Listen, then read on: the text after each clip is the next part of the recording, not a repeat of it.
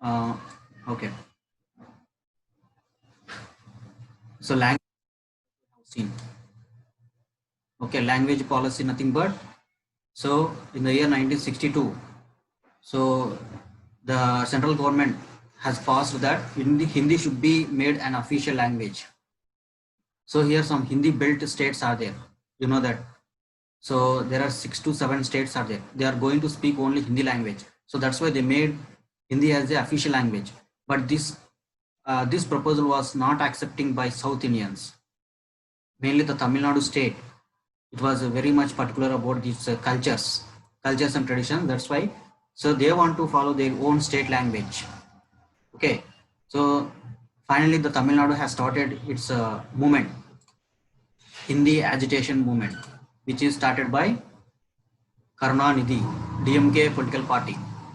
Okay, so later in 1965, once again the modification was made that Hindi and English both should be made official languages, and they should be made as a secondary languages if they will.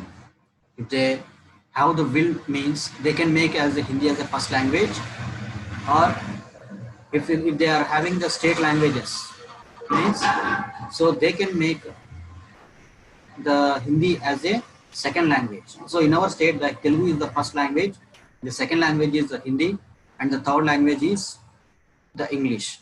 But however, later the central government has recognized that the Hindi and the English both are considered as the state languages. Sorry, that is the country's national languages or official languages. Okay. So next, so we have seen this. So coalition governments next. So coalition governments is nothing but, so 2 or 3 political parties combine to form the government. We have seen this. So this is the concept of coalition government. So how the powers are shared. So we have seen this. Okay. If there are all the powers are given for the central government, then the state governments must beg with bowel for food. So this is the caption. Okay. So that's why some powers must be given for state governments. Next here, the coalition governments will not sustain for longer time. Suppose if they lose the support from the local parties or supporting parties, then what will happen? So the central government may lose the support.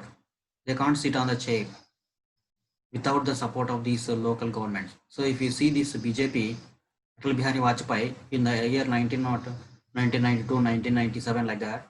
So Atal Bihari Vajpayee was there. So at the time, so TDP, and also Trinamool Congress, okay, BLD, so many political parties are there. Okay, so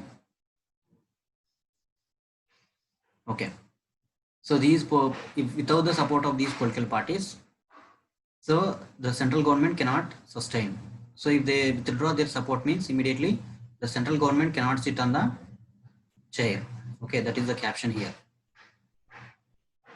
Next one is linguistic diversity of India. So we also seen this one also. So linguistic diversity, nothing but, so we have seen that different states can speak different languages. So here, from here we have to discuss. Okay. So last time we did not discuss this one, but in detail we have to discuss. Okay. So linguistic diversity in India. Linguistic diversity means, so we are telling that diversity. Diversity is nothing but having the multitudes, different languages, different religions. Okay. Next, different regions, different climatic conditions, different colors. So everything was, we can see that multitudes. That's why that is called as the diversity. So diversity means, so different kinds. Okay. So diversity, nothing but just various kinds can be seen. Okay, various types. So the types also can be seen in the languages also. Okay, and even in the languages also we can see this diversity. So in 2011, so census was conducted. So you know the census. What is the meaning for census? Census is, it is one of the department which is going to survey the people and calculate the people of people information. So for every 10 years, the government of India is going to survey the population. It's called as a population survey, or it is called as just a pulse surveys. Okay, so here in the 2011, while they are going to survey this population, so not only the population, they also survey different kinds. That is, how many people are educated, how many people are not educated, how many family members are there in each family. Okay, what is their position? Next, which languages they are going to speak, which religion they are following. So everything will be surveyed. They are called as a census. So these census are conducted for every 10 years. In these surveys, we can see that the languages. So how the languages are, how which language they are following means.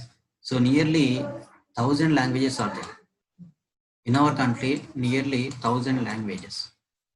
So it's exact number is just 1,600 languages in India. 1,600 languages are there. Apart from this, some languages have the draft. Okay, some languages have the draft, but some language doesn't have any draft. Just only they will be helpful for speaking, and there will be no writing or draft. So such kind of languages, if you include all these languages means, so then we can tell that nearly 1,600 languages are there. And within these 1,600 languages, so there are some languages are recognized in India as a secondary languages by the central government. So the first language is the Hindi and English. Hindi and English is considered as a both an equal status. Okay, that's why if you take any official documents from the courts or anything from any official records, so we can see two languages. Okay, so but here even the central government also recognized some of the languages as the second languages for this for the national government, that is central government. Okay, so they are called as the scheduled languages.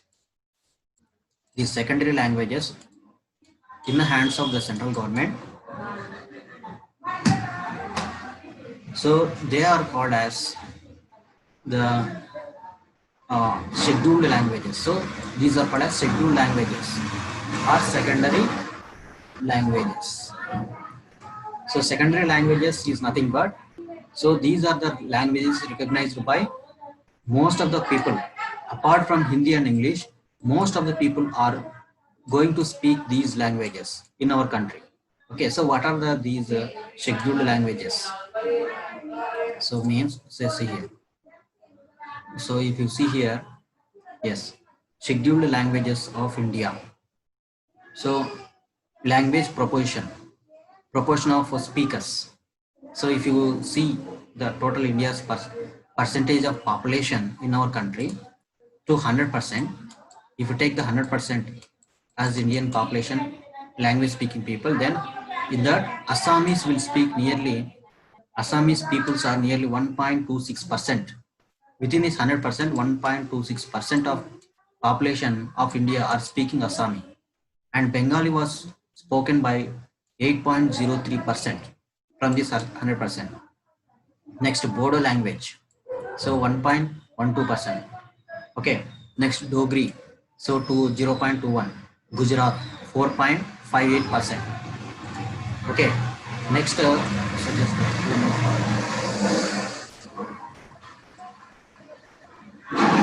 so if you see here, okay, so Bodo language, next Dogri, Gujarat. So Gujarat is 4.58% of Indian population is speaking the Gujarati. Next Hindi, if you see Hindi, so 43.63%. So nearly, if you take this 100% of Indian speakers, Indian language speakers, so within that nearly 43.63% of these 100% language speakers, nearly the Hindi speaking is more. Okay, so why means because here nearly 7 to 8 states are speaking Hindi language. They are called as Hindi belt states. Example, Rajasthan. Okay, next Madhya Pradesh, Uttar Pradesh, next Bihar, Jharkhand, Chhattisgarh. So there are some states are there. So they can speak nearly this Haryana, okay, Himachal Pradesh. So they are going to speak the Hindi language. That's why they are called as Hindi belt states. So after this, next, just we go for Kannada.